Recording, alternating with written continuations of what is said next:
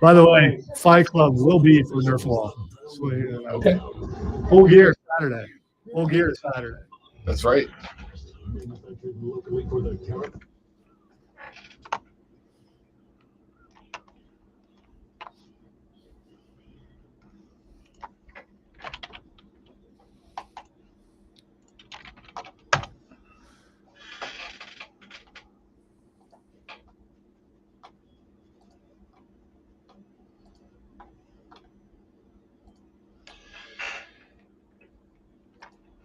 And away we go, ladies and gentlemen. The Rob Brown Show is on your radio. This is the Fan Upstate. Hello, Upstate South Carolina. Good morning, America. What's up, world? Welcome in. Great to be with you. What's happening? How's everybody? Y'all doing all right? Y'all doing all right? It's Thursday. Go ahead and tell you right out the gate, we got a weird one today. Only a 2-hour show today because playing over in the Charleston Classic, Furman basketball will get their tip against the Nittany Lions of Penn State at 11:30, which means that Dan Scott and the gang will go pregame at 11 a.m., meaning that there are 2 hours of Robin the Great One this AM. So you got to still 11, which means that if you want to get in here, you need to get up in here right now, ladies and gentlemen. Fan lines open. 844-326-3663, 844-326-3663. You can also get at us on the text line at 71307, Start your text with FAN, F-A-N, FAN, F-A-N, and we'll read them on the air. You can also tweet us at The Rob Brown Show, at Lonzo on Word, if you want to get at us in that direction. But we are short an hour today, meaning we got a lot to get to between now and 11 a.m. when we call it a day. That being said, we have the host of the Panther Nation podcast, Rashad Beard. He is going to be joining us coming up here in just about a half hour and some change from right now. And it's Thursday. And you know what that means. Time for Fight Club, your home for all things combat sports in the upstate. Since we are not on in the 11 o'clock hour, we are going to push that ahead into hour number 2. We will do Fight Club like we normally do at 11:20, at 10:20 today, courtesy of Furman basketball. And then we'll wrap it up with Twitter trending topics like we normally do. I just had an idea pop in my head, which is usually, scary for a lot of people. But I'm just curious, what would Baker Mayfield have to do so we could get Rashad to yell, Baker? What would he have to do? Beat Baltimore. You think so?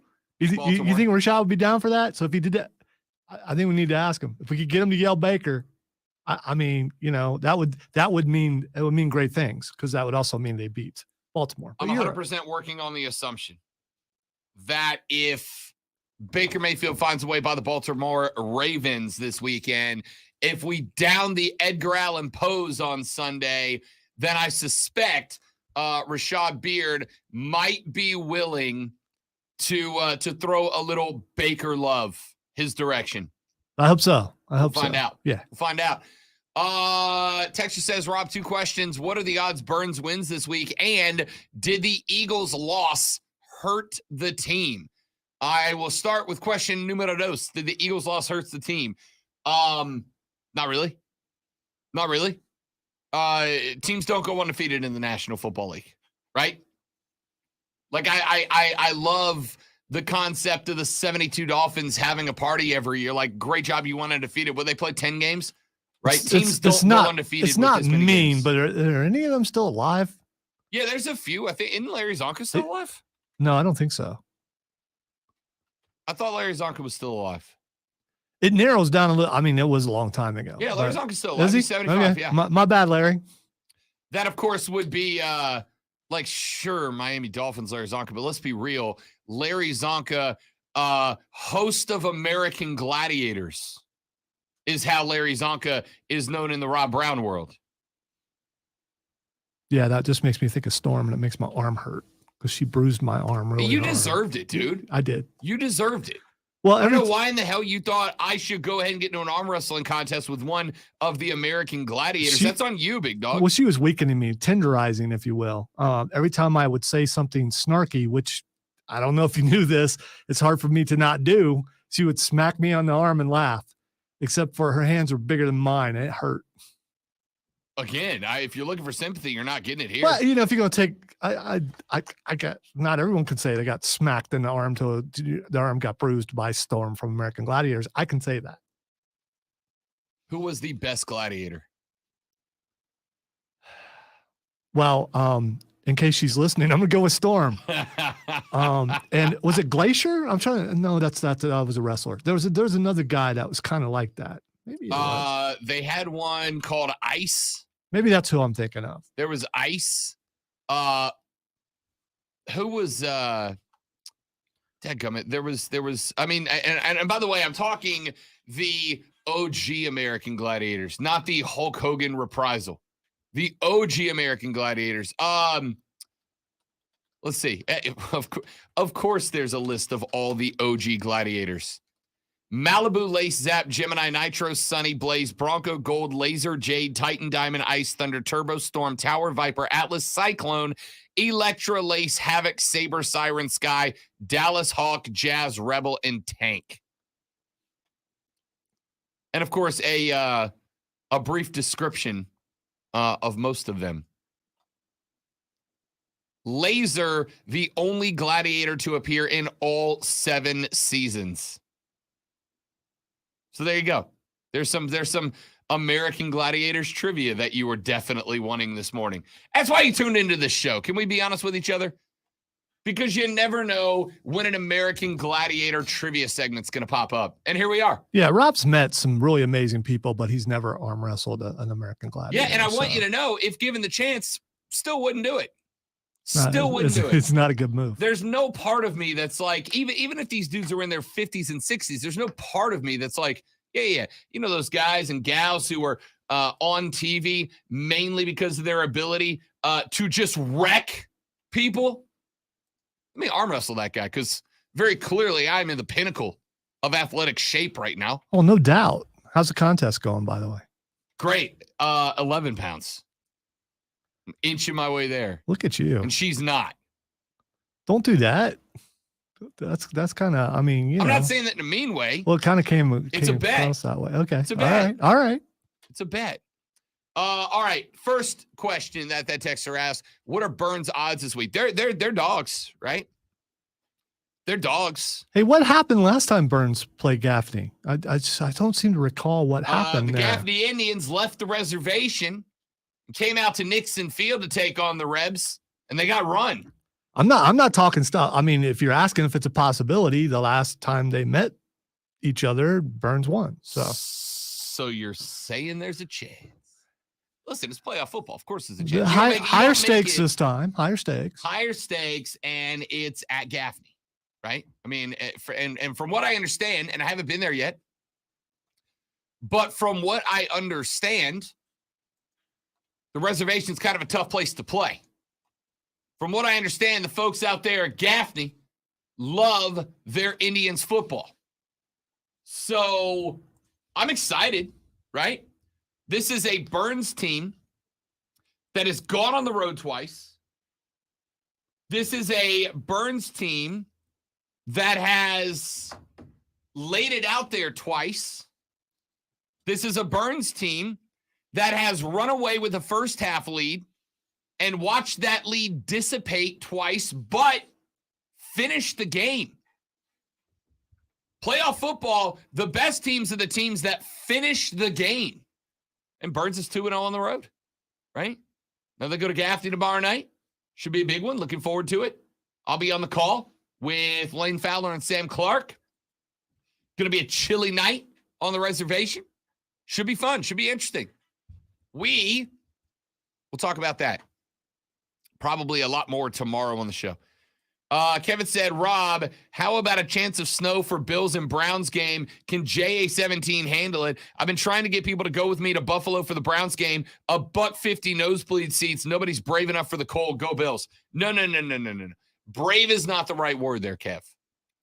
Yes. Brave is not the right word. Stupid would be the word for me because, I know about that snow, and that's why I'm here. Listen. I don't think you could pay me to go up there. Correct response. Lonzo and I have very frequently disagreed on football, right? Like we have completely different philosophies when it comes to football. Did you watch that Maction game last night, that Central Michigan game last night? Did you see any clips of that? No. They played in a blizzard. The snow, I'm not kidding. The snow was halfway up the calves of the players. I'm glad I didn't watch because I fell asleep early because I'm old. I didn't. I watched it. And bleep that. No. The biggest thing that I don't miss about home is snow because my sister-in-law was FaceTiming my wife yesterday showing how much it was snowing in Ohio yesterday. And all I could think of is, man, I'm glad I'm not there. Yeah, I've played in that kind of thing before. No. It's like walking on bricks. It's not fun. It's not. No. Not only is it not fun. See, I'd rather play it's bad football. I'd rather play in warm rain and mud, but don't snow. No, thank you. It's bad football, dude. Wait a minute, mister. The elements are part of the game. Oh, yeah. Again, I played and dominated. That's the story I'm going with. Yeah, I played, but there wasn't nobody out there going, man, this is awesome. Bleep every part of that. Just every part of that. Well, Rob, you don't understand because you were raised in Florida where it's warm all the time. You don't know that people who live in the North, they enjoy that sort of thing and they're really into it. Cool. Have at it. It's all you. Not everyone. It's all you. Not everyone. It's all. I also know people who enjoy getting punched in the face for a living. It's just not for me. When you have to walk to school and your snot freezes and it hurts. You know what you should do? Go home, pack everything in your house, and move. Yeah, that would have been move. Exactly what I did. Just go somewhere else. It took me a while to get here, but again, I've been here half my life. I am not interested in snow at all. I got out this morning, right? And it was, I get up, I'm like, Alexa, what's the temperature outside? She goes, it's currently 27 degrees. And I'm like, oh, cool. So I know there's about 100% chance that my windshield's iced over, right? So I got to go outside, turn on the car, get the defrogger going with the heat to melt the ice off the windshield so I can leave. And so I go outside, I start the car, I come back in. And the lady friend's like, what are you doing? I'm like, it's 27 degrees outside. She goes, all right, well, stop complaining. I'm like, no, I'm going to complain. It's 27 degrees outside. It is, water can't exist cold outside, right? And she goes, well, at least it's not as bad as that football game last night. I'm like, I don't think you understand. Just because it sucked more there doesn't mean this doesn't also suck. Yeah, 27 can be kind of balmy compared to, some other climes. But still, I can auto start my car to warm up. So somebody's a 1%er. All right. No, I'll be paying for that thing the rest of my life. So, there's that. All right, we got a lot of stuff to get into on the radio broadcast today. Marcus Satterfield has sounded off, and we had an intrepid young journalist who actually asked Sat, how are you handling the noise from outside of the program? How are you handling the discussion, the lack of approval in the offense of the Gamecocks right now? I'll give you Sat's answer coming up in just a little while. Steve Wilkes wanted to go PJ with a start. PJ got the high ankle sprain. He's out. Baker will be QB1. Sam Darnold QB2. Yesterday, Steve Wilkes said his goal is to, quote, get Sam Darnold some chances, end quote. How's Baker supposed to take that? We'll break that down coming up later on in the show. Mentioned it very briefly yesterday. Braves of Atlanta have not only the Rookie of the Year, Michael Harris Jr., but they also have the second place Rookie of the Year, Spencer Strider. And I'm going to talk a little bit about why I, after that vote, I'm pretty daggum happy about the future of the Atlanta Braves. I got that coming up for you later on in the show. And some questions that have been answered and some questions that need to be about the college football playoffs. All of that and more, including in the next segment, really interesting odds on which teams will and will not make the college football playoff coming out of Las Vegas. And I think Clemson fans will be very interested in them. I'll tell you what those are when we come back. My name is Rob Brown. He's the great one, Lonzo, and you're listening to The Rob Brown Show right here on the Fan Upstate. Juicy. All right, guys, got a live read. I will be right back. Stay right there.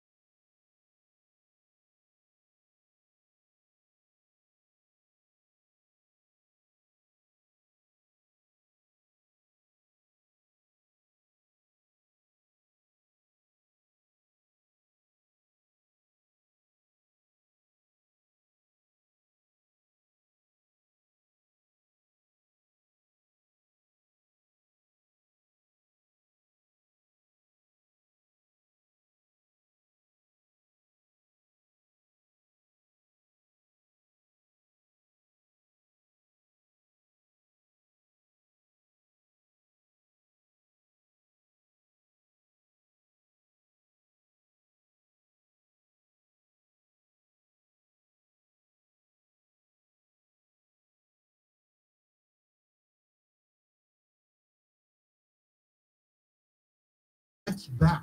If your first bet doesn't win, just sign up with the promo code WIN. FanDuel has all your favorite bets from the money line to point spreads to play. That's cool, Kevin. I get going somewhere you've never been and getting to see your team and all that kind of stuff, but legitimately, I can't stand snow because of a lot of things. Ain't nothing like being sent out at the grocery store that you're working at to shovel the driveway and then people purposefully driving into the slush to make it go back over where you were just shoveling and laughing as they drive by. Just a lot of reasons.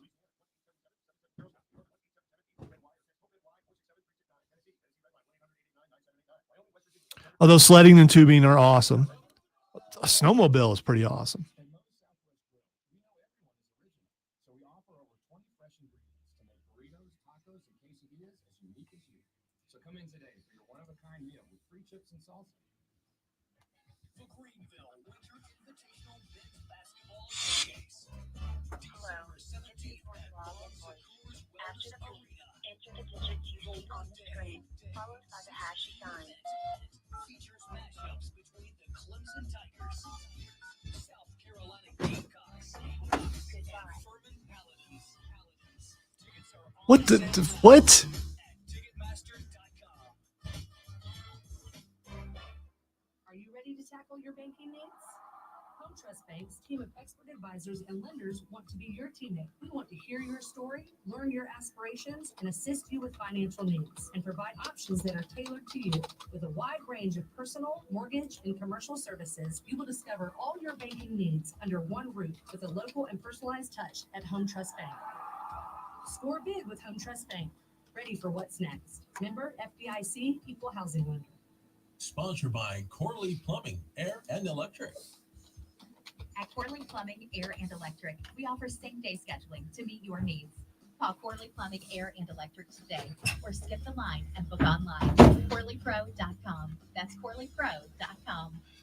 About Steph putting up 50 and getting beat last night. Of the Burns Rebels. The Rebels have played 2 road playoff games, and the Cardiac Kids have persevered, winning both by a field goal. But their toughest challenge is this Friday night when they travel to the Okay. No thanks to that, Kevin. I No. can't get into Odyssey at work. That's a problem. Because I can't give away tickets if I can't get the promo suite. Oh, now it works. What the? Streaming wherever you are on the Odyssey app. Make the fan app stay your favorite. This is stupid. Coming up in the beginning of the next hour, we have got another pair of tickets to give away to this Saturday's game. Furman hosting Wofford. It is senior day. It is the final home game for the Paladins on the season. And you've got your chance to win a free pair of tickets and a fan experience for the game if you win the grand prize. If you win, your name will be entered into the grand prize drawing. And if you win the grand prize drawing, which, by the way, we've done this 3 times. All 3 winners have come from the Rob Brown Show. FYI. If you win the grand prize, you will be able to walk down onto the field for warm-ups and part of the game.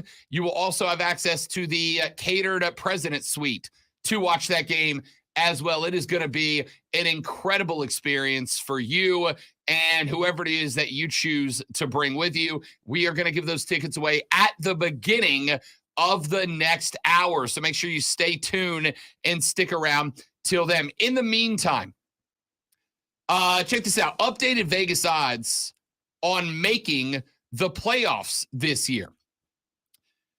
The odds to make the CFB playoffs go like this.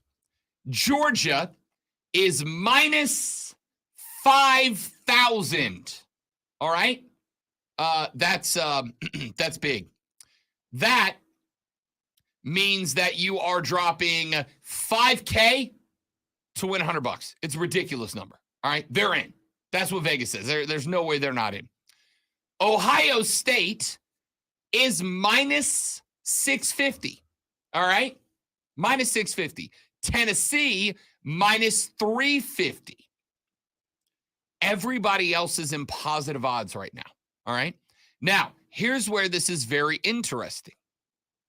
LSU, a 2-loss football team, a team that I've told you I think with an SEC championship victory over Georgia can punch a ticket. They are plus 650 in this one. Got to bet 650, or excuse me, bet 100, win 650 if they go in. Those odds are actually longer odds, Lonzo, than USC at plus 600. A lot of folks in Vegas think if USC wins out and gets some help, they could be in. TCU is plus 230 right now. Those are longer odds than plus 130 for Michigan. The best odds to get into the playoffs outside of Georgia, Ohio State, and Tennessee are Michigan right now. But here's the interestingest number to me right now. LSU plus 650, USC plus 600, Lonzo, Clemson is plus 450. 450. The only teams higher than Clemson are TCU at plus 230, Michigan at plus 130, Tennessee minus 350. Vegas thinks Tennessee is a favorite to get into the playoffs right now. Regardless of Georgia, LSU, Tennessee's a favorite to get in. So is Ohio State. So is Georgia. Michigan plus 130. TCU plus 230. Clemson all the way up at plus 450. Better odds than USC and LSU to get in right now. Well, obviously better than LSU because they have 2 losses, and the 2-loss team's not going to get in there. So, I mean, you got to do it that way. I'm not going to stop with that argument because there's not going to be a winner because Georgia's going to beat LSU and they're going to have 3 losses and it's not going to matter anymore. Yeah, Clemson's up there, but who else were they going to put up there? They're up there by default. It's not like they're up there because they're deserving. They're up there by default. You got to put someone up there. I honestly figured, though, that someone would have been SC. I really thought USC would have been that someone that they felt obligated to put up there. Who's talking about the Pac-12? No one's really talking about them. And the thing about Clemson is they have recently been in the playoffs a bunch. So I think they probably do have a better shot than anyone in the Pac-12. My thought with Pac-12 was less about, USC is the next most deserving team, and more the committee just wants to get a left coast team in, right? I mean, if you go Georgia, Ohio State, Tennessee, Michigan, TCU, Clemson, LSU, you got 0 left coast teams in there, which includes the LA market, the Seattle market, et cetera, et cetera. The whole Pac-12 market gets locked out. Now, if the Big Ten market gets left out, you lose Chicago, right? You lose Milwaukee. But neither of those markets are anywhere near as valuable as the LA market, right? If you leave out the left coast, you lose LA, you lose Vegas, you lose Seattle, you lose an entire almost half of the country as excited about the CFP playoff games. So I thought, if you asked me to pick a value pick out of this, USC at plus 600 would be my value pick. USC going plus 600 is if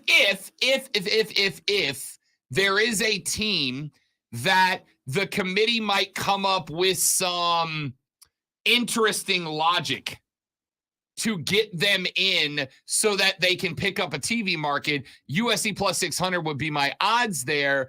Clemson plus 450 is really surprising to me.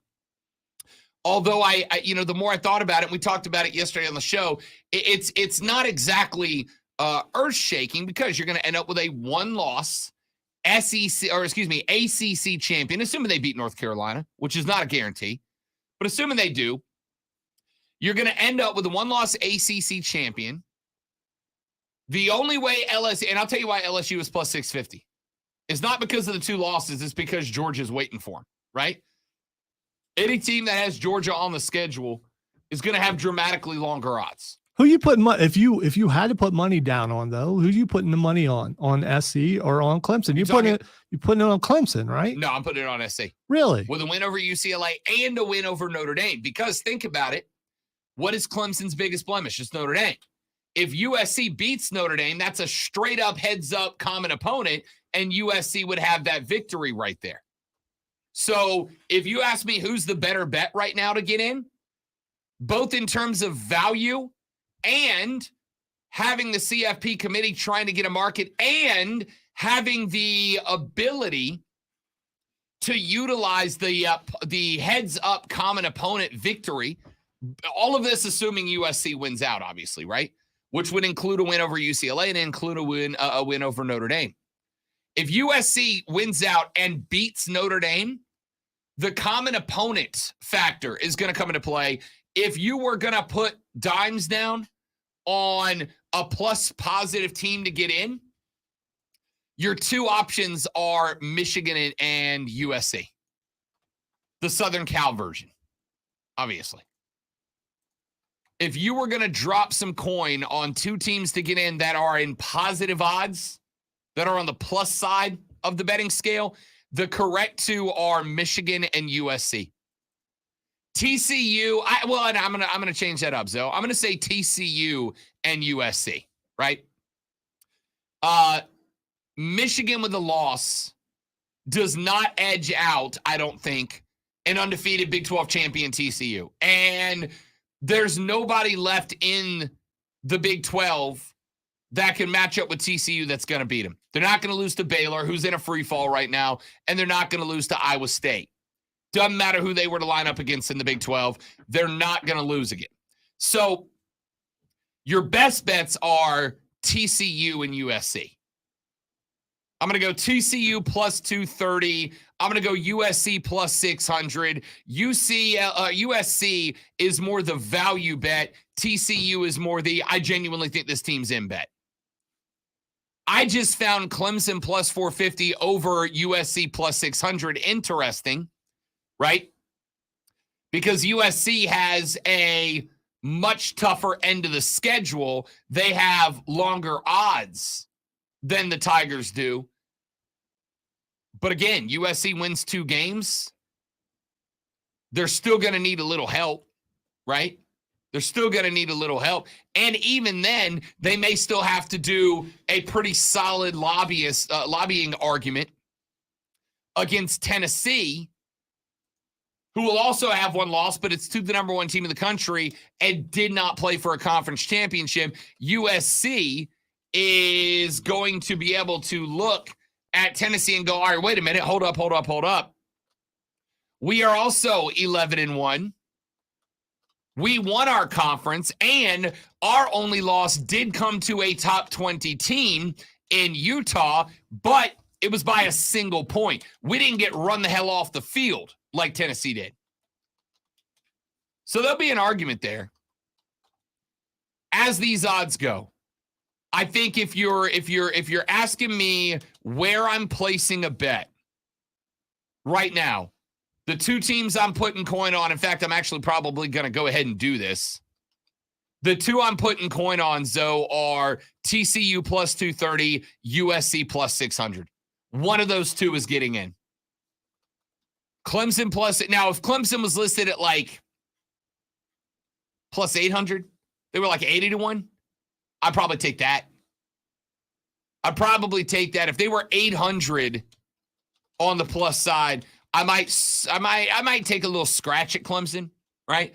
Dominate UNC in the ACC title game, catch some help with either UCLA or Notre Dame knocking off USC, catch some help with TCU fumbling and choking one away as they have done in the past. And now it is 1-loss Clemson with an L to Notre Dame versus 1-loss Michigan with an L to Ohio State. And Clemson has the argument, wait a minute, we played an extra game. We played an ACC title matchup and beat a top 15 team in North Carolina to win it. Clemson might be able to make that argument to sneak in. But if you're asking me a value pick, it's TCU plus 230 and it's USC plus 600. I think USC would be the bigger. TCU's getting in, right? Aren't they? Yeah, that's why I'm saying I would take TCU at plus 230. I'm surprised. Honestly, I'm a little surprised TCU is plus money. I'm a little shocked TCU is plus money, right? Baylor, Iowa State, Big 12 championship. That, based on what TCU is and has been all year long,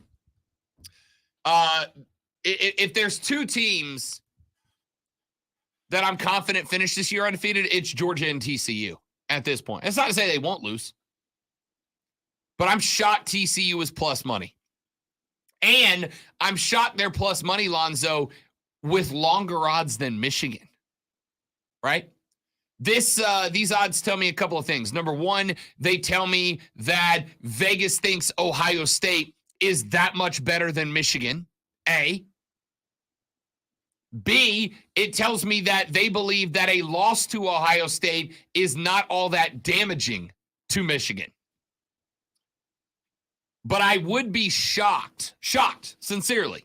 I would be shocked if a one-loss Michigan team who does not play for a Big Ten title was to get in over a undefeated TCU team who did and won the Big 12 title, right? If this was the same situation, but we had an SEC flair for Michigan and Ohio State as opposed to Big Ten, then maybe I would feel a little bit better about it. And that's why Tennessee's minus 350, by the way. It's the exact same scenario. That's why Tennessee's minus 350. If Michigan's in the SEC, not the Big Ten, their odds are probably sitting about minus 200, minus 150, right? But because the rest of the Big Ten let down Ohio State and Michigan, Michigan is sitting there in plus money. It's interesting. All right, there's some thoughts. Who do you like out of that? If you're going to put some coin down on these odds, who do you like? Georgia minus 5,000. Listen, it's a guaranteed hit. But you'd hate to put down $5,000 to win a hundo and then LSU upsets them. So there's no value there.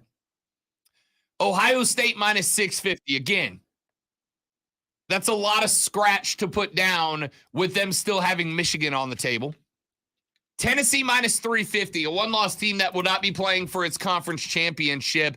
If that was plus money, I'd probably take it. Michigan at plus 130, I don't like that. I think Ohio State's just a better football team. And I think a one-loss Big Ten team is going to have a real struggle getting in. If TCU plus 230, which is one of my bets, outright wins the Big 12 undefeated, they'll get in. Clemson plus 450 is interesting. The committee very clearly values Notre Dame right now as a good opponent. But I don't like Clemson plus 450 with USC sitting right behind them at plus 600 and the ability to knock off Notre Dame. They knock off Notre Dame, a team that Clemson got hammered by. USC jumps Clemson, no question to me. So my two value plays are TCU plus 230, USC plus 600. I'm not touching Georgia, Ohio State, Tennessee, Michigan, Clemson, or LSU. There's my best bets on that. Let's take a break. When we come back, my guy, Rashad Beard, host of the Panther Nation podcast, will join us. We'll get set up for Carolina at Baltimore and see what Shad would need out of Baker to give him a little love on the show next week. That's coming up next on the Rob Brown Show. Rob Lonzo and you, this is the Fan Upstate.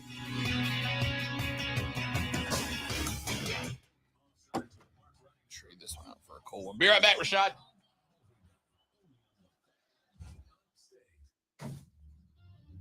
Sanders with your sports flash on the Fan Upstate. Home matchup tonight for the Carolina Hurricanes. They host the Colorado Avalanche. The Canes coming off a 3-0 victory at Chicago on Monday night. Last Saturday, the Canes fell 4-1 at Colorado. Carolina's third in the Metropolitan Division, 5 points off leader New Jersey, 1 point behind the second-place Islanders. The Avalanche are the defending Stanley Cup champions. They're 3 points out of first place in the Central Division. The Panthers take on the Ravens this Sunday. Baker Mayfield will be the starting quarterback. Sam Darnold will be the backup. PJ Walker started the last 5 games, but he's out with an ankle injury. Darnold's ankle injury in the preseason kept him out of. It's okay, though. I mean, Coach Steve Wilkes, you're looking at it Darnold's weirdly. That's all. Since he hasn't played in a regular season game since last January. The Ravens went to the game leading the AFC North with wins in 3 straight. Catch Furman. I don't know how I get through life. Download and search the Fan Upstate. Then listen anywhere on your phone. I'm Chuck Sanders, and that's your sports flash on the Fan Upstate. Hey, it's Rob Brown. Listen, if you are into... What's up, big dog? What's up, guys? How you doing, buddy? Hanging in there. Heard it. Heard you. Double digits in inventory at historic lows. That is really, really good news if you're looking to sell a home. But most sellers also need to buy a home too, and that's where interest rates are important. Yeah, I'm ignoring your comment, Kevin, but I could see why you would think that, especially with Ohio State's injury problems at the running back position. But Ohio State waited an entire year to destroy Clemson, and they did. This is even more personal.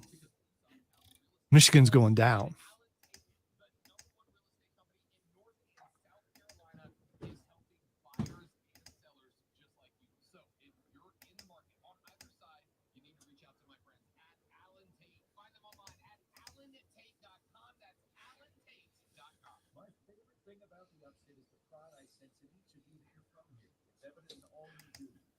That's a good question, Stephen. Do you, Rashad, do you have salad at Thanksgiving? You know, like lettuce and tomatoes and Oh, all is that that? what a salad is? Nah, ain't Yes. no salads. Nah, No, salads at I'm Thanksgiving. doing that because then you'll go, well, you know, macaroni is a salad and, you know, potatoes is a salad because you'll do that because you did that yesterday. We're talking straight up salad. No. You absolutely did that on the air. Stop.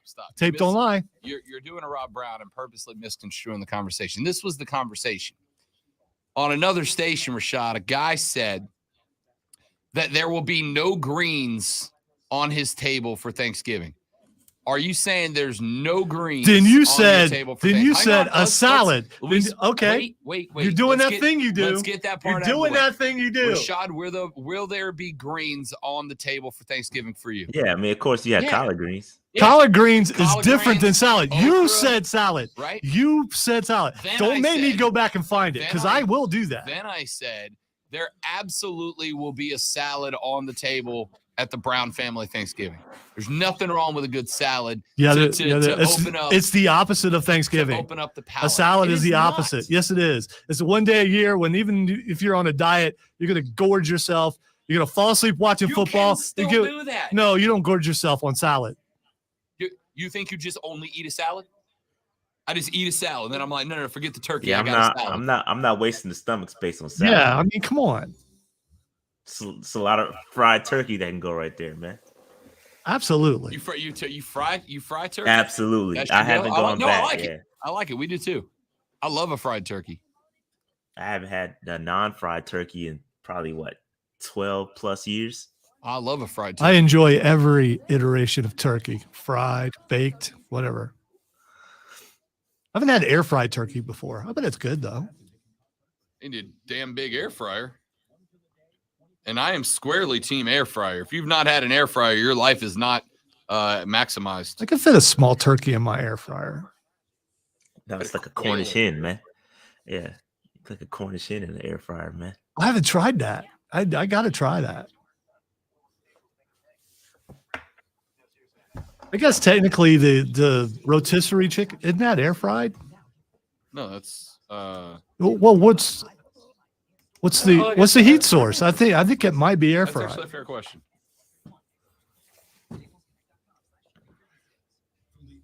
This is why people tune into the stream Yeah. for wonderful conversations like this.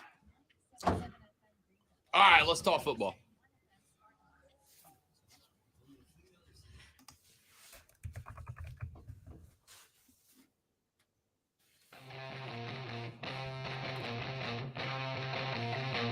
Off the air at 11 today as we kick it over to Dan Scott for a little Furman basketball. The Paladins taking on the Nittany Lions of Penn State in the Charleston Classic. And I'm going to go ahead and tell you, if you are a fan of basketball games at the college level that threaten to hit the century mark, this is going to be one for you because the Dins put up points in bunches and the Nittany Lions run their offense wide open. So take the over in this one is what I'm saying. It's Thursday. You know, we talk a little Carolina Panther football on Thursday with my guy Rashad Beard, host of the Panther Nation podcast. You can find them on the social media at Panther Nation PC, but make sure you go search, subscribe, follow their YouTube page, Panther Nation Podcast. They are phenomenal, going live multiple times a week. They do fantasy football talk. They do pre-draft talk. And, of course, they talk all the in-season football you can handle. Rashad Beard, one half of the host of that show. What's up, Shad? What's going on, man? All is big well fella? over here. Yeah, you're pretty brave to wear that gear. And it's pretty not I do not what I doing do, too man. well. Listen. You and I both know a little bit about supporting your team when they suck. And it's not my fault that we traded places from where we thought this season was going to be. You know what I mean? Two different trajectories, man. Well, we're going in the right direction. Saints heading in the wrong direction. It's okay, man. Let me ask you this. I'll ask you this, and then we'll get into the Carolina talk. Yes, first off, Dennis Allen's bad at his job, and I think we're all on the same page there. Like, Dennis Allen is the definition of that guy that just coordinator's your level, dude. Like, you're just supposed to great defensive coordinator, but that's That's your roof. That's your max. We made a mistake.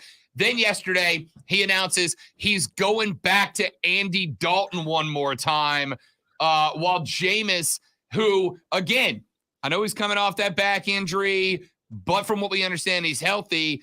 Dude was having a good year last year before he got jacked up. As a Panther fan, how much are you enjoying my pain right now? Like a lot? I'm like level 10 enjoyment. You can see it all in my face right now. Yeah, I love a little Saint misery. It's time that the tables turn. Somebody else take their turn at the bottom every now and then, and I'm enjoying myself. Rashad, the man with $1 million smile that I wish he would get the hell out of my face right now. All right, let's switch the script, flip the script just a little bit, talk a little Carolina Panther football. The dub last Thursday against the ATL. We talked about it on Friday. And Steve Wilks, I mean, we talked about this on our pod yesterday, Rashad. There is, at least as far as I can tell, maybe I'm being optimistic, it feels like this team has a different attitude, a different mentality. Like there's a little bit more positive way of thinking. Still a 3-win team, still third in the division, still a long way to go to catch back up to the top. But it feels like this team has a much more positive attitude and outlook than it did leading up to the firing of Matt Rule. Agree or disagree? No, I agree. And all the buzz is that the team wants to do it for Wilks. They want to keep Wilks around. And David Newton put out an article yesterday, stating that. And listen, there's no bigger supporter of Steve Wilks than P&P, right? Rashad and Dave, we love Steve Wilks. However, just to play a little devil's advocate here, I'm not in it for moral victories. Like this is great that he's going in the right direction, and we're going in a different direction than Matt Rule, right? Matt Rule, it was no hope, right? But he has to do well in these last couple of games, right? And it's not just about moral victories; it's about wins and losses. You have to put up victories, and moral victories won't do it. Moral victories won't say, "Oh, Tepper, look, we almost won. We almost won these games. Like we're getting closer." That won't do it for Tepper. Tepper's going to want to get a winner here ASAP. And if he has the opportunity to go and get a winner in the offseason, he's going to do it if Steve Wilks doesn't put up the W. So while I love it, I love Steve Wilks. And I know it sounded kind of harsh, and I'm cheering for him, but he has to get victories. And right now, truth be told, all of his victories have come in division, right? So we beat the Saints. We beat Tampa. That sounds great. And we beat the Falcons. So all three of our victories are in division. But when you step out that division, and we stepped out and played the Bengals, no, that wasn't pretty. Now you're stepping out and playing the Ravens. You have to show and prove. And this is a statement victory potentially for Steve Wilks. You have to go out and win this game against the Ravens, against the Lamar Jackson and company, against a good defense, a playoff caliber team. This is the type of victory that the Panthers need, and Steve Wilks needs to keep that job. So, and I guess that's kind of interesting because I look at it, and we talked about this a little bit earlier in the week. Steve Wilks is a DJ Moore chin strap away from being 3-2 in his 5, right? I mean, really, that penalty didn't happen. Steve Wilks is 3-2, and right. He is already past halfway to Matt Rule's best season-long record. They ain't nothing wrong with that. And then we find out yesterday, per Mike Garoppolo of the NFL Network, that there are at least 2 other teams that have got the microscope pointed at Steve Wilks right now as a potential head coaching candidate. I honestly, and with the team kind of rallied around him, Rashad, I got zero reason to believe he's not the dude. I mean, I know you want to see wins out of division, but dude is a dumb celebration away from being 3-2 in his first 5. I don't know how you're not knocking the interim tag off today. I hear you, man. But so hypothetically, we can go both ways with this, right? Okay, we are almost 3. You could have been 3-2. What if he loses the rest of the games, right? What if he goes out and bombs the rest of the season, right? So I don't think you take the interim. I think he needs to still prove that he's the guy, right? He's got a shot, and we had a shot in Arizona. Didn't quite work out, obviously, for whatever reason. They decided to move on after 1 year. Not quite, didn't get the fair shake. Here, I think he has the opportunity. And again, you have to do it outside of the division. You can't just go and win the division games because you can't win a division like that. You have to win outside of division. So again, that Bengals game, I don't think did him many favors. Getting demolished like that kind of says, all right, that makes me second guess myself. Is he really the guy? So I need to see consistency. And if he can do that, and again, I think he's on the right track. I'm not trying to sound like a negative Nancy here that he's not on the right track, because he is on the right track. I think he needs to continue to do that and mount some victories. If we can get some more victories, if we can get 7 wins, that would be great. And I think if you look at the schedule, it's most certainly doable, right? If you look at the schedule, getting 4 maybe 5 additional wins is possible, right? I think it's possible. And can he do it? Maybe. We'll see. But I don't think you should remove the interim tag right now. We got to see, especially with some of the other candidates that could be available. All right. Baltimore on the road. The Carolina Panthers are, once again, the biggest underdog in the National Football League. They are plus 13 right now on the money line, which means that, you're looking at a 2-touchdown favorite Baltimore team. If Carolina goes in and let's say Baltimore covers, they win by 14, 17, somewhere in that neighborhood, what becomes the mindset? Is it, hey, look, we're pointed in the right direction, but Baltimore is, let's be real, arguably the best defense in the National Football League. With the addition of Roquan Smith, they became nasty in the middle. Do you give this a bit of a leeway? Because the real measuring stick of where we're going to be, Rashad, is when we got Pittsburgh and Detroit and some bottom dwellers back to back to back. Can we go run those guys, right? Because if we can establish that we are better off than Detroit, better off than Pittsburgh, better off than New Orleans at the end of the year, it kind of creates a situation where you can go, okay, we have definitely taken a step up in the hierarchy. Baltimore is, to me, an AFC contender right now. Losing this game, even by a couple of touchdowns, is not a panic button reason.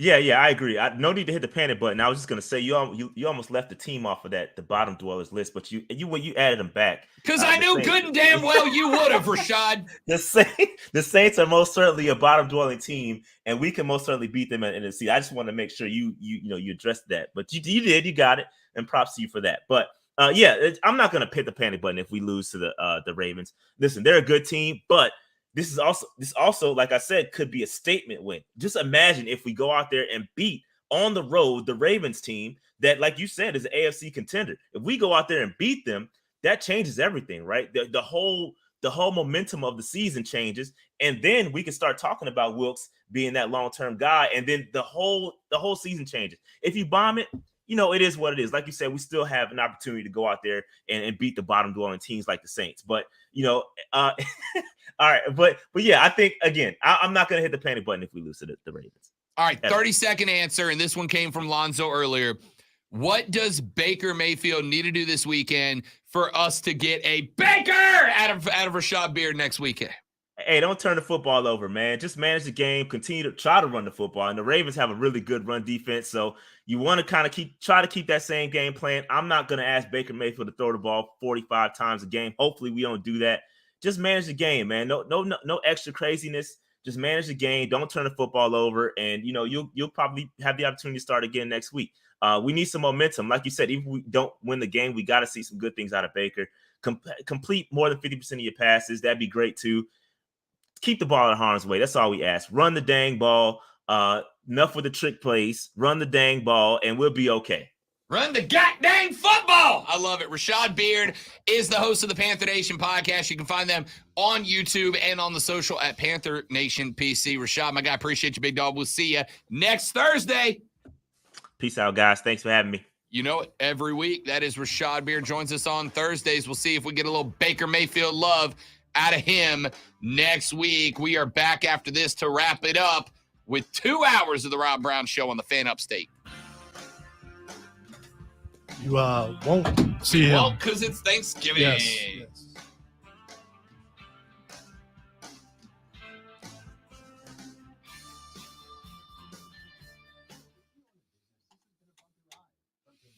I realize I've left everything to everybody else, and I'm not quite sure if everything's set up the way it should be for Furman. And I'm a little concerned because after that rough thing that happened last week, I don't want that to happen again.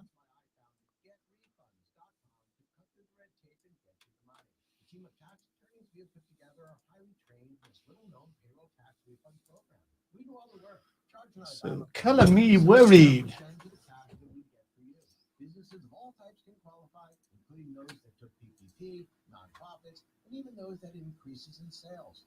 We have helped return over $1 billion to businesses, and we can help you too. Just go to getrefunds.com/sports, click on Qualify Me, and answer a few questions. This payroll tax refund is only available for a limited period of time. Don't lose out on up to $26,000 per employee. Go to getrefunds.com/sports. That's getrefunds.com/sports. Never settle. The ones who miss the fairway all day and still pull out the big stick. The big Those stick. guys who will always prefer to be behind the grill than in front of the camera. And the men who never let their friends forget about a high school nickname. This is the Lodge mentality. This is Twin Peaks. Who wants to settle for a single TV? With more TVs, bigger screens, plus our fabulous scenic views, there's more to watch at Twin Peaks. Let's face it, credit cards are pretty much a necessity. New tires for the car? Here's my card. I order takeout, here's my card. And most of us just accept the The following is an exclusive presentation of the Ingalls Furman Radio Network. Live across the upstate and everywhere via the World Wide Web, the Furman Paladins are on the air. Furman football from Van Wagner, an exclusive presentation of the Ingalls Furman Radio Network. Furman University football is brought to you by BMW North America. Wait. What does that say football? Because I got it on the football thing. That's why. Yeah. Let's try basketball this time, Ritzel. The following is an exclusive presentation of On the Air. Furman football from Van Wagner. Why does it still an say exclusive presentation football? of the Ingalls Furman Radio Network. Furman University football is brought to you by BMW North America.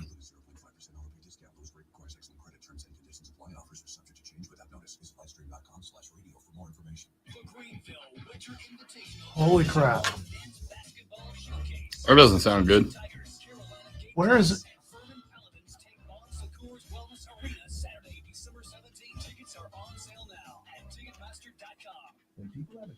Captain Insano.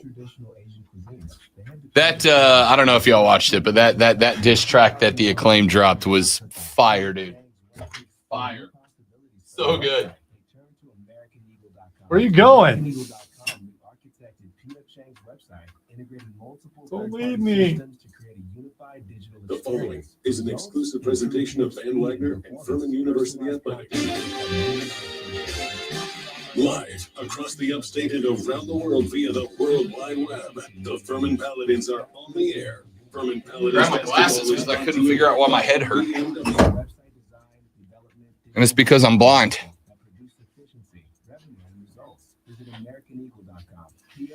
AmericanEagle.com. Another example of the best businesses in the world. Turning to the best in the business for websites. Go to AmericanEagle.com or call 877-WEB-NOW1. That's 877-WEB-NOW1.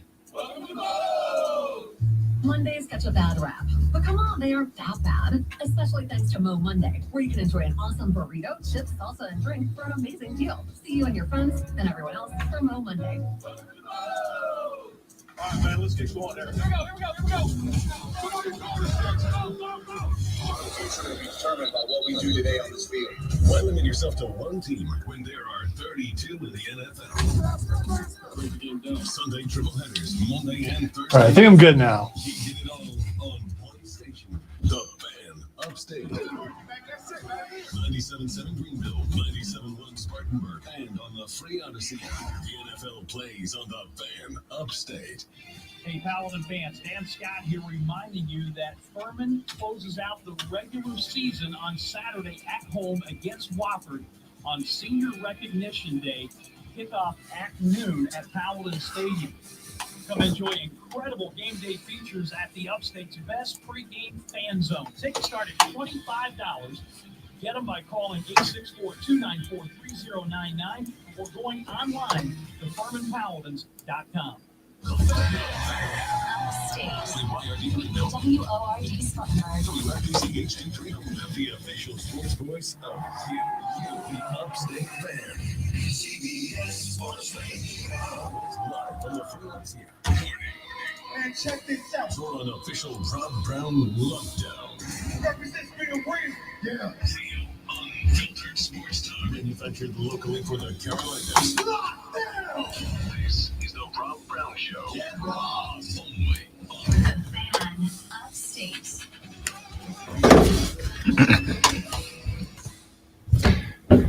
Our numero dos of the Rob Brown Show goes now. This is the Fan Upstate. Welcome back. This is it. The final hour of the show today. We'll be heading out of here at 11 because the Furman Paladins got themselves a little daytime shooty hoops. Dan Scott and the Furman Paladin pregame show will kick off here in 59 minutes exactly. And then at 11:30 today, it'll be Furman taking on the Nittany Lions of Penn State. That's going to be a wide open basketball game. Take the over, all the offense. Going to be a good one. Looking forward to that. But that means there are just 53 minutes-ish between us and the end of the radio broadcast. So if you want to get in here today, do it now. 71307 is the text number on the Preferred Home Services text line, 71307. Also, phone call, fan phone, open, 844-326-3663, 844-326-3663. I am going to tell you all. That was dramatic, Alonzo. That was quite the James Bond villain chair spin. Yesterday, got the opportunity yesterday afternoon to sit down and spend an hour with John Harkes. Of course, Harksey is the head coach of your USL League One program here in the area of the Greenville Triumph. But John Harkes is also a National Soccer Hall of Fame member. He is a two-time MLS Cup winner as a player with DC United. He is also a veteran member of the United States men's national team who participated in both the 1990 and 1994 World Cup. John Harkes is uniquely qualified as both a two-time player and 8-ish year member of the men's national team, and as a 3-time USL League One finalist, a 1-time USL League One semifinalist, and Manager of the Year. John Harkes provides a very unique perspective on the U.S. men's national team's route to and through Qatar. Spent an hour with him yesterday in which we bounced around and off of everything. We talked about the makeup of the roster. We talked about some of the guys that he is hoping are going to step up and step out and make their presence felt in this World Cup. One thing that was really, really interesting that I brought up, and Harksey elaborated on it a little bit, and I thought this was very, very interesting. We have talked at length about the fact that this World Cup is unlike any other World Cup, right? In both its environment and the time of year it's being played. The World Cup is ordinarily played in the summertime. This World Cup obviously being played in the wintertime. The first match is this Sunday. The first match for the Americans is going to be on Monday at 2:00 when we take on Gareth Bale and Wales. It is a World Cup unlike any other, and Harksey made the argument that it might actually provide a bit of an edge for the Americans, right? We missed the 2018 World Cup. It was one of the most disappointing outcomes in the sports fandom of one Rob Brown. I was, as were a lot of people, devastated about missing the 2018 World Cup. But Harksey said this World Cup, being driven by greed and bribery to the wintertime, as it inevitably was, that actually might help the Americans, and here's why. The teams that are considered your favorites, Brazil, España, France, Deutschland, etc., they're effectively in the World Cup every single World Cup. right?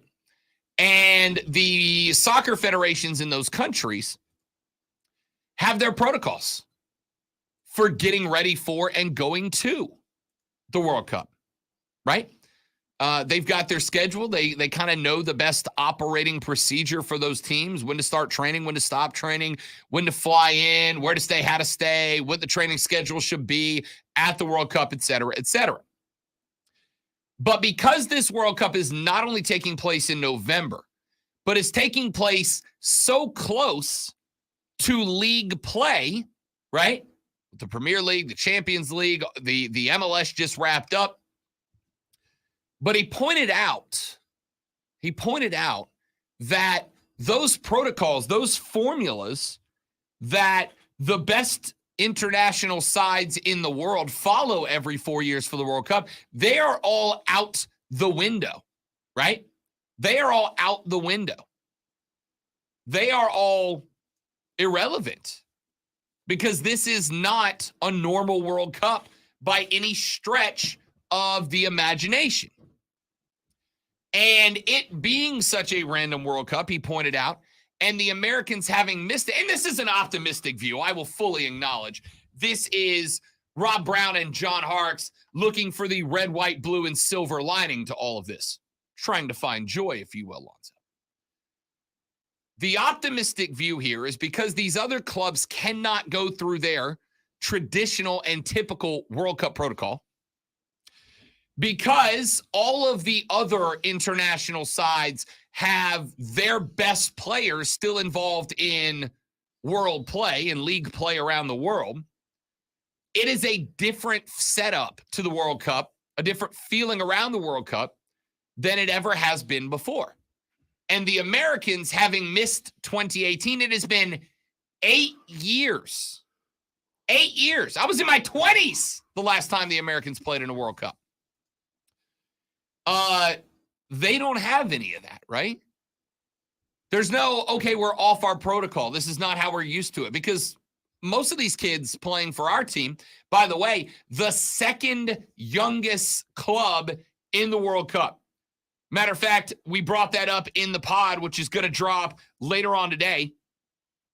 Harksey pointed out to me after we were done, the Americans have the second, or tied for the second youngest side in the World Cup at an average of 24 years of age. The only club that is younger than the Americans are Ghana at 23 and a half. Ecuador is also a 24-year-old club on average. Wales, 25, same with France. Spain, 25 and a half. Canada, 25 and a half. Now, granted, when you're going, you're second youngest by 6 months and you're clear of third youngest by 6 months, like, it's not a huge difference. But the point of this is, the last time the Americans played in the World Cup, I can do this, the majority of these guys were in their mid to late teens, right? The majority of guys on this club were in their mid to late teens. Couple of the kids who were 18 and 19, they were like 10 or 11 years old the last time the American side went to a World Cup. There is no protocol. There's nothing. They are not used to any sort of regiment that is being broken or disrupted by this World Cup and the protocols, right? You got a brand new coaching staff since Jurgen Klinsmann took us to the last one 8 years ago. We've effectively got a brand new United States Soccer Federation from top to bottom, right? It's like if your NFL team cleared out its head coach, its general manager, and all of its players over a 4-year cycle. So it's an entirely different team, which means that you can find an entirely different mentality to this World Cup. I'm very excited about it. And again, I'm optimistic. And I admit, of course I'm optimistic. I'm a fan, right? I'm a fan. I'm optimistic. But there's a lot about this team to like. And Harksey went into detail about some of the guys that he thinks, with a little bit more time, with that last round of friendlies, which, by the way, we didn't look great in the last round of friendlies, right? And a lot of us were sourly disappointed by how poorly the last round of friendlies went. So I asked Harksey, hey, from a managerial standpoint, right? From a visor and clipboard standpoint, what's your take on that? And he gets into it in a lot more detail. And that pod is going to go live at noon today. He gets into it in quite a bit more detail, but effectively what he said was, as a fan, you want to see us go out there and dominate the last couple of friendlies, right? You want to see us go out there and beat Japan 3 or 4-0. You want to see us go out there and just run the table. He said, but you got to keep in mind that those friendlies were good for two things for Greg Berhalter. Number one, Greg Berhalter was still in the roster selection process. Guys were trying to make the team. So they may not have played entirely the way that they will play when they're playing team football in the World Cup, right? So guys were trying to stand out, trying to make the team. So you had some guys who were maybe doing a little bit too much. And while in other sports like basketball, a guy trying to do too much leads to a night like Steph Curry dropping 50 last night and losing. In soccer, the entire formation depends on 10 guys all doing the thing they're supposed to do, and the other 9 trusting without looking at that 10th guy that he is doing what he is supposed to be doing, right? He said, so some guys were trying to go above and beyond, and it can kind of throw off what a formation is meant to do, what its purpose is going to do. So the second thing you got to keep in mind is that as much as this was an audition for players to try to make the club, it was also a tryout for Greg Berhalter and his tactics and his ability to have his players work with him on the fly and their ability to make little adjustments, etc. Because, with the World Cup, it's different in that from game number 1, every single point matters, right? The Americans understand the English team is very, very good. Like very, very good. It's going to take a hell of an effort for us to knock off England. You're gunning for a point in that game. You are playing for a tie. I'm not saying you park the bus and don't attack, but you're playing to walk out of that game splitting a point. That makes the win against Wales on Monday dramatically important, right? Because with a point, with a full 3 points against Wales in the opening game, now all of a sudden, that game against England, you can be a little bit more aggressive. You can attack a little bit more. You can open the field up a little bit more because you've got 3 points in the bag. Instead of playing for 1, you can go play for 3 and recognize, okay, if we don't get the 3 and we get the 1, that's what we expected anyway. And if we don't get 1 and we give up 3 to England, we're still in a really good position to finish second in the group and move on to the knockout phase, right? Because you took the 3 from Wales. England got their 3. They're likely the group winners, which means we can go try to knock off Iran, get the 6, and leave Wales and Iran behind. But you've got to come out of the gate hot. So his point here was that you've got to come out against Wales ready to go, which meant those friendlies, right, were incredibly important in not just having guys try to stick out to make the team, but to make sure that what Berhalter wanted to do with the team was effective. That's maybe why we didn't look that great. Anyway, spent an hour with John Harkes, former U.S. men's national team player, 2 World Cups, 2 MLS Cup wins with DC United, and your current manager of the Greenville Triumph USL League One side right here in the upstate. That podcast is an hour long, and it will be dropping in just a tick under 2 hours. The full video of it is going to be posted on our website at thefanupstate.com. And the audio version of that podcast will go up on the Rob Brown Show podcast page on the website as well. So if you're going to be driving around today, it'll be a great pod for you to pick up and listen to for an hour. And if you're going to be in front of the computer, we filmed it as well. We got the video for you. And that'll be up on our website at thefanupstate.com. And that pod, both audio and visual components, will be dropping at noon today, you soccer fans. Oh, and by the way, the end of the pod, I asked him, hey, as somebody who is invested in soccer in this country at every conceivable club level, right? Like, he wants our local high schools churning out great talent to bring them to the Triumph. He wants the Triumph churning out great talent so they can win titles. He wants, for U.S. soccer, teams like the Triumph to be churning out great talent to send up to higher levels, USL and MLS, so that they can develop there, get sent up to the men's national team, and that way we can, continue to grow our international side on the men's side. I asked him, what do the ramifications of a successful World Cup run mean, right? We get out of group play, we make it through to, let's say, the final 8. And he said, just like everything else in sports, and this is a theory I've held for a long time, Harks echoed it. Just like everything else in American sports, what's the one thing that attracts us more than anything else? Winning. If we win, it becomes a national sport. If we do not, it stays a secondary sport.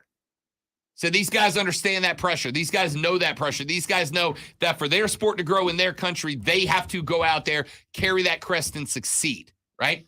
We get bumped and don't make it out of the group.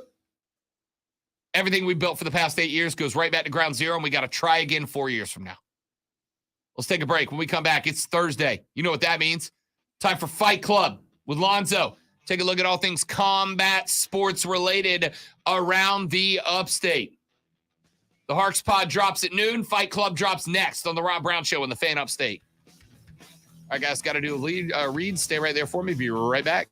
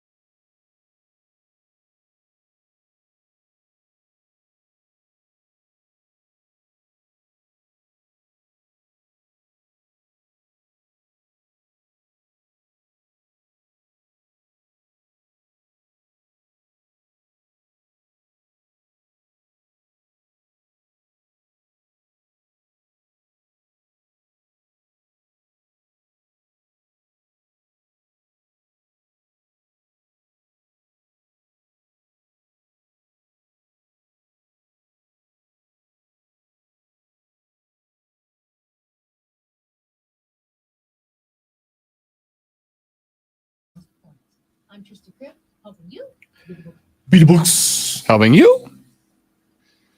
All right, let's see what these folks up in the chat said. I'm surprised that the Acclaim was able to get Swerve and Keith to be in their video. it was so good. So good. Josh said, acknowledge me. Come down and have a beer. Where are you at tomorrow, Skrilla? Where are you spinning at? I can't promise. Nope, can't do it tomorrow night. I got Burns football. LOL, JK. Yeah, you're a little busy. Well, that depends. What time and where are you spending? If you're spending till 2 a.m, I can pop by after the Burns game. Yeah, because Rob's just getting started. Yeah. 10 o'clock, end of the Burns game. I'm usually ready to go. Where are you spending and what time tomorrow there, big dog? He said, am I still the official DJ of the Rob Brown Show? Obviously, bro. Remember, you got to come back from Gaffney, though. So you got a little bit of a haul. You don't know? No. I haven't looked it up because I didn't want to be... You probably should look that up. Yeah. You can just tell me. Well, because I don't know where you're coming from. From Taylor's. There's Gaffney High School. Taylor's, where that is. No, I don't want to picture the field. I want the map. Stop it. Where's the map? Where's the map? Where's the map? Where's the map? Where's the map? Where's the map? Where's the map? Where's the map? Are you It is quoting Dora the Explorer? Oh, it's only an hour. Yeah. It's not bad. I can do it with an hour.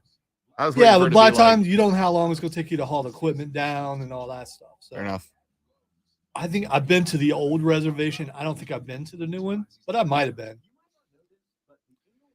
Kevin, all due respect, did you just ask me who wins the Bills versus Lions?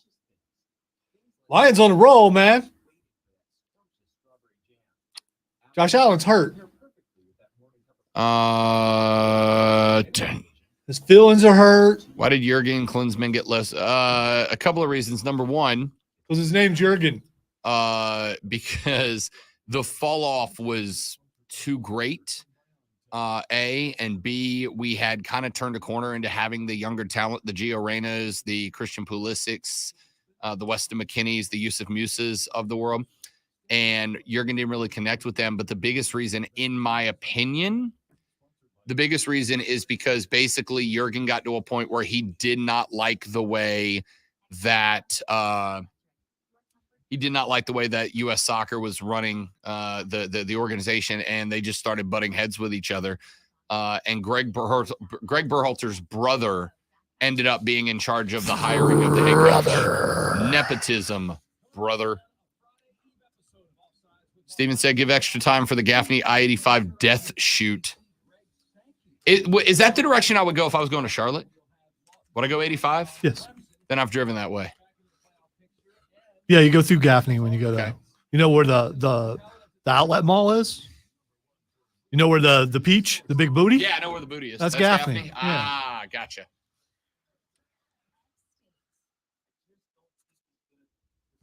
It looks like a butt, Lonzo.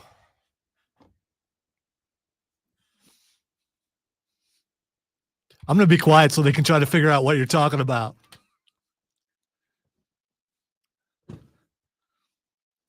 Welcome into the Fight Club, where we talk about big booties in the sky. Because Rob's going to Gaffney. And I mean, when I came here like 25, 26 years ago, I remember going past that big booty and laughing my booty off. I asked how far it was to Gaffney High School, and Lonzo was like, where the I said, is that direction I would go to Charlotte? I've been to Charlotte a handful of times, and he's like, yeah, where the big water tower is. And I was like, oh, the butt. It looks like a butt. I mean, I get it's a peach, and a peach kind of looks like a butt, hence the emoji, but it looks like a butt. You should have seen it before they repainted it. Did it look more like a butt? In my opinion, yes. Okay. It's like there used to be a music shop called Hames right underneath it. Somebody told me about that. You would have loved Hames. Probably you. Hames, yeah, Hames was awesome. All right. So before we get to AEW Full Gear, which is happening Saturday, and we are going to make picks for the Nerf wall, and I am with you, the listener. I hope Rob loses so he can face the Nerf wall. And when that happens, I will make sure that Rob Young from Borderlands Comics and Games shows up with his rotary gun. You know what I just realized is I'm going to be there with you guys this Saturday, and we won't know who the winner is. Right. It'll be the December show. You'll get to we'll pick again Saturday, but we already know what our picks are. We'll let the other guys pick in the first hour because it doesn't start till 8:00. All right. Before we get to that, It was last year when Paul White was on this here program. And when he was on this program, he broke news that was all over the place. Shook the world. It did. It went everywhere. Everyone was talking about it. We were on all the dirt sheets. And we were referenced in a good way, unlike other shows who are referenced in a bad way a lot. So not us, though. Referenced in a good way. He said Captain Insano would be back in the AEW, and we've waited. And we've waited, and we've waited, and now... I was like, did Paul lie to us? And he didn't. No, he was waiting for a good time, and this was a good time. He found it. If you haven't seen it yet, check out the Acclaim's latest music video featuring Captain Insano. Everybody loves the Acclaimed. It's a really good it's a good diss track. It's a good video, and it's good to see Captain Insano in AEW. Doubt he'll be wrestling anytime soon, but you never know. We did get to see him wrestle in Columbia, if you want to call it that. Hey, we got to see him lumber around the ring and slap some poor chump around. Yeah, he at least got some music and got a nice pop. All right, let's start with AEW Full Gear. Starting at the bottom, they dropped another cool body bag video, which is kind of getting old. I don't know why, but they're just kind of getting old for me. Tired, it's been done. Yeah. Darby, you're crazy and you're stupid and you're in a body bag. But they did that. But Darby Allin and Sting versus Jeff Jarrett and Jay Lethal. There's been a little bit of a build-up. Jeff Jarrett back in the AEW for the first time. I keep saying the AEW. It's like an old person talking about, I ain't got the Twitter. I ain't got the Facebook. I got the AEW. All right, so Jeff Jarrett and Jay Lethal against Darby Allin and Sting. Who you got? I mean, I can't imagine. I'm not asking if you care. I'm just asking, because I do not care. I mean, who doesn't want to see two geriatrics hit each other with baseball bats and guitars? I don't. I mean? I don't care about Jeff Jarrett, but I don't want Sting to die, man. He keeps doing stupid things. There are petitions out there actually asking him to retire, and I haven't signed one yet, but I might. Let Sting do his thing, all right? No. Stop it, Sting. You don't need this anymore. Let that man live his best life. I'll go Sting and Darby on this one. I mean, you're trying to say, I don't know, man. It could have a funky finish, though. JJ pops somebody with a guitar, pops Sting with a guitar and wins. Sting could turn it. Like, I'm waiting on the Sting turn on Darby. Yeah, I'm kind of waiting on that. And I'm wondering if this is the one that it happens. I don't like it. I'll go Allin and Sting. Okay. All right. So the next match we got is Saraya versus Britt Baker. Saraya has said some things, and I've heard Britt Baker on a couple podcasts saying that she wasn't expecting the things that are said. Is it work? Is it a shoot? I will say, from everything we understand, AEW promos are not scripted. So they don't know something is coming sometimes. And sometimes you can tell they're not scripted because sometimes they're pretty bad. And other times they're good. But she's been coming at her personally. And we get to see Saraya back in the ring for the first time in years since she's been cleared. I also am worried when someone's not cleared in one organization and they're cleared in another. It's like searching for that doctor that will say, yeah, you're okay. I worry about that. I don't know if I'm the only one. So Saraya versus Britt Baker, DMD, friend of the show. Friend of the show, Dr. Britt Baker. I got to go with friend of the show in this. It's another one I genuinely don't know. Like, there's some good matches on this card. I first off, I really just hope Saraya is genuinely okay, right? This isn't like go in there like a couple bumps and we'll risk it. Like, if she's genuinely back and I'm help, cool. That being said, I liked Paige the character. Paige the wrestler isn't that good. Like, she's overrated. There have been some ugly segments between, like, not good segments, but like cringeworthy segments between these two. I don't really have a lot for it. Saraya's going to win this match, I think, but I got to tell you, even involving friend of the show, Dr. Britt Baker, DMD, I don't care. All right. Steel cage match between Jungle Boy and Luchasaurus. This could be interesting because, Luchasaurus is a heel now. I hate it. What if he takes his mask off? He won't. What if Jungle Boy takes Luchasaurus's mask off? Maybe this is where this is all leading, and Lucha's just tired of wearing a mask. If he takes it off, though, whatever popularity he has as a heel or a face probably will go bye-bye. So who you got, Jungle Boy or Luchasaurus? Former friends turned bitter enemies. They were like family. Can I go ahead and tell you? Can I go ahead and genuinely tell you that this match is going to be a banger? This match is going to be fun. It's in a cage too. It's going to be fun. Yeah. It's going to be a really well wrestled match. I am going to go Jungle Boy in this one because you got to use this as the launch pad for Jack Perry versus Christian Cage, and he's got to get through, the lieutenant to get to the mega boss. I think Jungle Boy wins. I think it's going to be a hell of a match. I am also going with Jungle Boy. All right, for the AEW TNT Championship, Wardlow versus Powerhouse Hobbs versus Samoa Joe. Powerhouse Hobbs, they just don't know what to do with the guy. They really don't. They could do something with this guy. He's a great athlete. He's a big dude.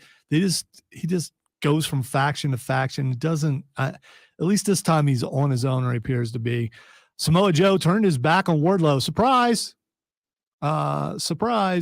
In the ring last night on Dynamite, Samoa Joe talking with our friend Tony Schiavone. Friend of the show, Tony Schiavone. Made Tony Schiavone look nervous. Because, when Joe gets into it and his face turns blood red, I think I'd be scared too in the ring with him. So this could be one of the better matches. Just because Joe's in it, as long as he doesn't get hurt. You know what? I'm gonna go out on a limb and I'm gonna say Powerhouse Hobbs wins this. I'm going to not do that for exactly the reason you just said. Powerhouse is in there to keep Joe and Wardlow both over at the same time. One of those two dudes is going to win, and they're going to do it by beating Hobbs. I'm going to say, if you let Joe win, you've double strapped him, right? And I think right now you're trying to keep the belt spread out. I'm actually going to go Wardlow retains here, and then it leads to an absolute beatdown from Samoa Joe at the end. All right, the AEW TBS Championship. Jade Cargill's the champ, but Nyla Rose also has a belt. I don't get what this whole thing's over. They're trying to find someone who looks like they could beat Jade Cargill, and Nyla Rose looks like she could, but she's not. And I'm kind of bored with Jade Cargill. I want to see her lose. I've reached that point where I just want to see her lose a lot quicker than other people, and she hasn't really had as much TV time lately. So, but I'm still going with Jade Cargill to win. I'm gonna go with Jade Cargill. No, I'm not. I'm gonna go with Nyla Rose. I listen. At the novelty of an undefeated streak, right? At some point, it wears off. Like the who's next angle of it at some point has got to wear off at some point. And as much as Jade Cargill is an absolute monster. She is ripped. She is a fantastic athlete. But at some point with the whole thing about the baddies and all that, it's just like, where does it go? And I don't know where else is to go. Nyla Rose is a really interesting character that also provides you with a lot of different opportunities as far as outreach, et cetera, which I think has been something that's been important for AEW. I'm going to go Nyla gets the win. All right, AEW Trios Tag Team Championship match. Last night it was revealed that Death Triangle will be facing the Elite in their triumphant return. And wow. So they're coming back. They got stripped of the titles. They're coming back to fight for these titles again. Do you give the titles to a trio who have been suspended for a while? They're still with the company, which makes you think which side the company's on. I'm guessing. I don't know. It's going to be a good match. It doesn't matter. It's going to be a really good match. I got to go with the Elite. They're going to put the belts back on them. I am actually not. I'm actually going the other way. I think they're going to leave it on Death Triangle for right now. And I think probably for at least what I think is a good reason, it does a couple of things. Number one, it kind of, I think, goes a long way to showing the rest of the folks in the locker room that no matter who you are not above being in a situation, even if not your fault, that's bigger than the company. Number two, it keeps there's still some pro CM Punk people out there, right? Some people that still believe that Punk is faultless and all this. It kind of keeps them off your back a little bit, because if you effectively fire CM Punk and then immediately give a championship to the guys that he was involved in a fight with, it definitely looks like you're showing favor. And maybe you do. I mean, you sure would. It's the Elite's company, effectively. It's why All Elite's in the name. But I think Tony Khan can avoid some bad PR and do a fun little story about the Elite kind of redeeming themselves in the eyes of the locker room coming back. I'm actually going to go they stick with Death Triangle here. Well, they are trying to make it look through things. It's them against the world now. So that would probably help to fuel that. All right. ROH World Championship match. Chris Jericho versus Bryan Danielson versus Sammy Guevara versus Claudio Castagnoli. Who you got? I really want it to be Claudio.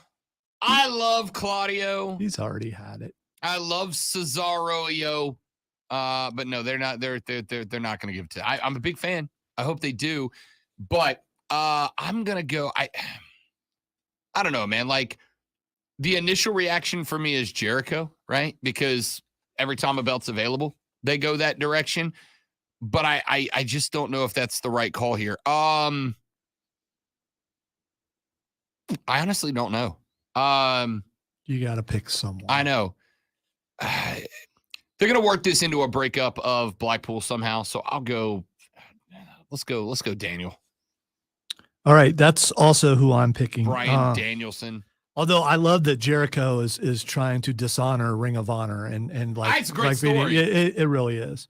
I hate to pick against the Ocho. All right. A couple more left. The interim AEW Women's World Championship match against Toni Storm and Jamie Hayter. Toni Storm's going to win this. Yep, agreed. I like Toni Storm though. She's growing on me. I don't like the haircut. I liked her better with the other haircut. Get out of here. Yeah, the short hair. Great. No, the short hair doesn't work for me. AEW. I'm sure she's very concerned about that. She should be. She should be with all the friends of the show. She could be one too. That's true. Toni Storm, friend of the show. Could be upcoming. Yeah, AEW Tag Team Championship match between the Acclaimed and Swerve in Our Glory. All right, here's when one turns on the other between Swerve and Keith Lee. I'm going to predict that Keith Lee turns on Swerve because he's tired of all his antics, and that the Acclaim remains the champion. You know why, Lonzo? Because everyone loves the Acclaim. Everyone loves the Acclaim. Scissor me, daddy ass. See if Tim will scissor you. See if Tim will scissor you. He just walked the room. He's Scissor me, Tim. He's Scissor not. me, Tim. He's not doing it. He's not. Oh my gosh, he's scissoring you. Look at that. You love to see it. He has no idea what's going on. You love to see it. All right, two more matches left. AEW World Championship Eliminator Tournament. Eliminator. That's how I can pronounce it without stumbling. Ethan Page versus Brian Cage versus either Ricky Starks or Lance Archer. They have to wrestle tomorrow night. So I'm going to go ahead and say Ricky Starks wins this. How can it not, dude? Right? Like Ricky Starks of this list. Listen, Lance Archer, by the way. When you want to say it? Lance Archer? Friend of the show. Friend of the show, Lance Archer. It is amazing how many of these guys we've actually interviewed on this program. And like, and AEW reaches out to us. By the way, we need to get back in touch with them. It's been a minute. All ego Ethan Page is being given a really good spot as like that dude that can kind of come in and disrupt whatever. Ricky Starks is a certified star. They want to give him his run and he'll get it here. Give me Ricky Starks. All right. And finally, the match that's being built up and cannot wait to see this match. Although Moxley was not good on the mic last night. MJF always is. Hey, Lonzo, is the show Saturday or Sunday? The show is Saturday. Yeah, no, because that's what Mox literally asked in the ring. He recovered, though. That was so good. He recovered. All right, and MJF didn't break. So John Moxley versus MJF. Here's my theory about what's going to happen here. MJF's going to win the title, and it's because William Regal is going to swerve. Why? And go to because Blackpool's done. William Regal and MJF been going at it for a long time. This is all work. Regal's going to go with MJF, and MJF wins the title. I mean, that would, for the record, I think that might be the greatest combination of two personalities in the history of professional wrestling. Without a doubt. I think Regal and MJF would immediately become the greatest thing that's ever happened to professional wrestling. I want it in my life. I was already going to pick MJF. Now I really want that to happen. I don't often let other people convince me that I want something to happen. I want that to happen. I want those two paired up. It would be, you'd never miss another segment they're involved in. You know, speaking of a pair, we have a pair of tickets to the rivalry in the upstate. Now, you know, Clemson and South Carolina, they can say, you know what? Clemson and South Carolina, they're not in upstate of South Carolina. You can root for them, but they're not. You know who is in the upstate of South Carolina? That would be Furman. That would be Wofford. This is the rivalry, and you have a chance to win 2 tickets to this rivalry game. It's going to be lit, I think is how the kids say. I don't know. It's what? Lit. Thank you, Tim. I'm not going to do that Tim's where coming in to save you. people can't pronounce their T's, like Martin. No, there's a T in there. Or like Clennon. What? Clennon. There's a T in there. Okay. I'm sorry that you have a speech impediment and everyone else got onto it and said, oh, I want to make you feel good, so I'll pronounce it that way too. No, there's a T in there. Lit has a T in it. For the record, there's a D in supposedly. What? You're making fun of people for having a speech impediment. I don't understand what you're saying. I said supposedly. What caller are we giving these tickets to, Lonzo? I don't see. He's trying to derail this whole segment when I'm just trying to give away tickets to the most amazing rivalry in the upstate of South Carolina. By the way, I did not know how vicious this rivalry is. Yes, it really is, and it's legitimately in the upstate of South Carolina. Let's go with caller number 2, as in scissors. Caller number 2. He just about broke the mic and his fingers. Caller number 2. Caller number 2 to 844-FAN phone, 844-326-3663, 844-FANFONE. That's 844-326-3663. Caller number 2 winning 2 tickets. And if you win these 2 tickets, your name will be entered into our grand prize drawing, which will allow you to experience part of the game down on the field. You'll get to watch warm-ups with the team and have access to the President's Suite, which is catered and air-conditioned, by the way. Caller number 2 right now. Oh, by the way, all the grand prize winners so far have all come from this show. I'm not saying. I'm just saying. 844-326-3663. Caller number 2 right now gets 2 tickets and your name entered into the grand prize drawing. We do Twitter trending topics to wrap up the show next on the Rob Brown Show and the Fan Upstate. Wrestling. Hang on, stream. I'm going to take you off the stream while Alonzo gets personal information on.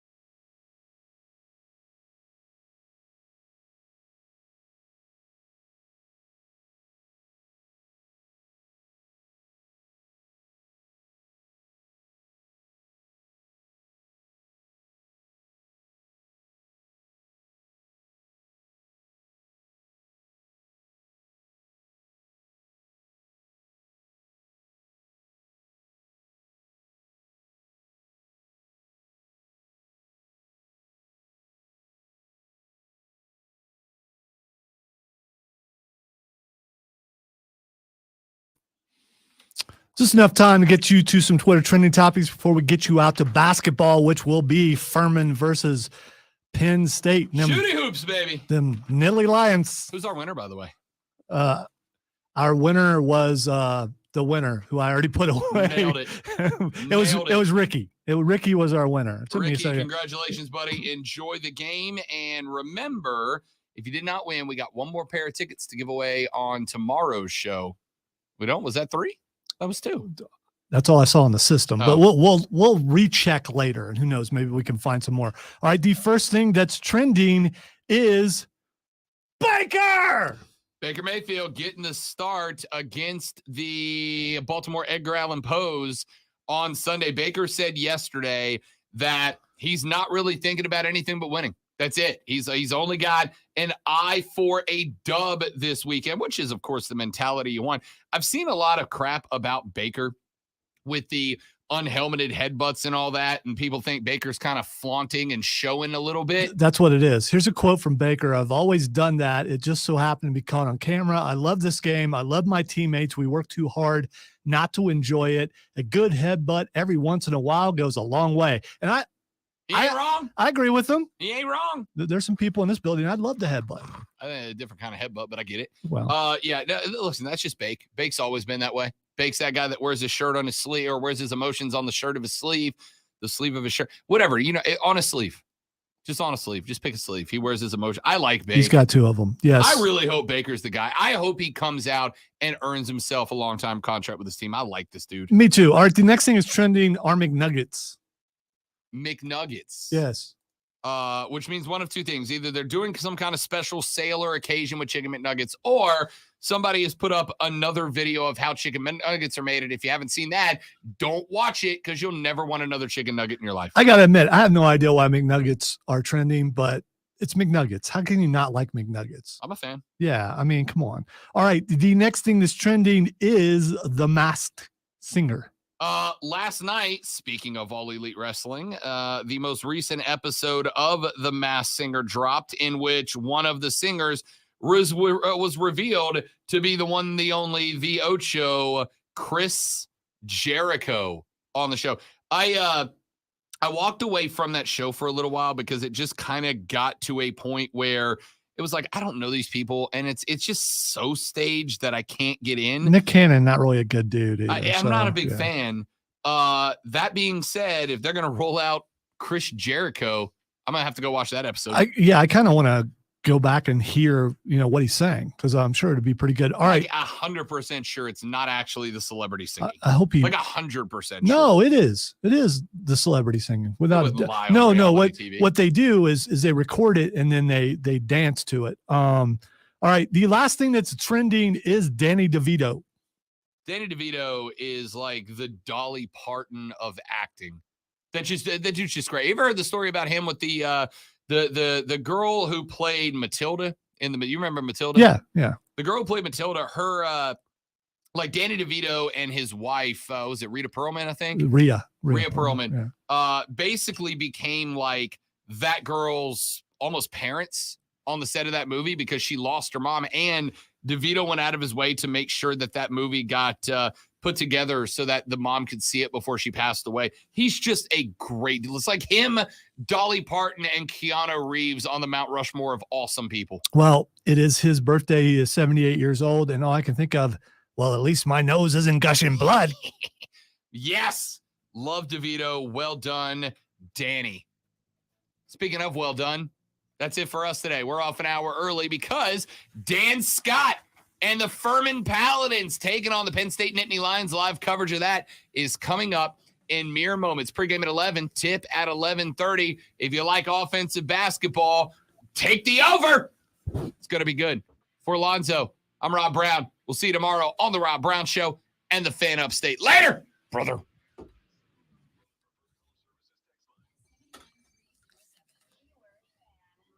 Stop, man. I'm trying to get out of the way. Is it true Keanu Reeves is the next Iron Man? One can only hope. One can only It hope. can be whatever he wants to be. Jericho sang All-Star by Smash Mouth. That's perfect. easy. Yeah, but that's perfect. easy. All right, dudes and dudettes, you guys are amazing. The John Harkes pod will be dropping here in about an hour. Make sure you pick that up, and we will see you all back here tomorrow.